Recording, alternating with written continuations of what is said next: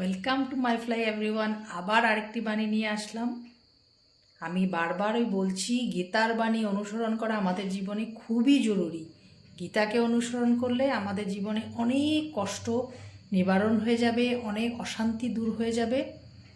আর এই বাণীগুলো আমরা ছোটোবেলার থেকে কিন্তু শুনে আসছি, কিন্তু কোনটা গীতার বাণী আমরা ভাবতাম কি এগুলো বাণী বাবা মারা বলেন, ঠাকুমা দাদুরা বলেন, কিন্তু অ্যাকচুয়ালি যেটা গীতার বাণী, গীতার 10টি বাণী যখন পড়ছি দেখছি না, ওরা যেটা বলে গেছেন গীতার বাণী, ওরা কিন্তু আমাদেরকে ছোটোবেলার থেকে আওড়ে গেছেন।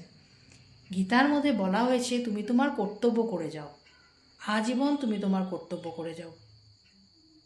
কর্তব্য করে গেলে শেষ পর্যন্ত আমাদের সব কিছু খুব সুষ্ঠুভাবে সম্পন্ন হবে।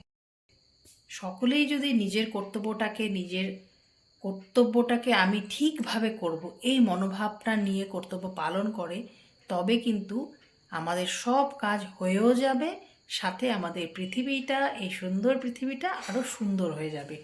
কখন আমাদের সৌন্দর্যতার হানি হয়? যখন আমি আমার কাজটা ঠিক করে করছি, আরেকজন করছে না, সে তার না করার জন্য আমাদের যে এই সিস্টেমে একটু গণ্ডগোল হয়ে গেল। সেই গণ্ডগোলটা যেন না হয়, তবে কি করতে হবে? গীতার বাণী যদি আমরা মেনে চলতে পারি, কত সহজভাবে গীতায় আমাদেরকে জীবন ধারণ করার কথা বলা হয়েছে, এবং সেটা করলে প্রত্যেকের ভেতরে যদি সেটা ঢুকিয়ে দেওয়া যায়, আমরা ভালোভাবে থাকতে পারবো, আমাদের অন্তর পরিষ্কার থাকবে, আমরা আমাদের লাইফ লাইনটা পুরো স্মুথ রাখতে পারবো, সাথে অন্যকেও একটা স্মুথ একটা পরিবেশ আমরা দান করে যেতে পারবো।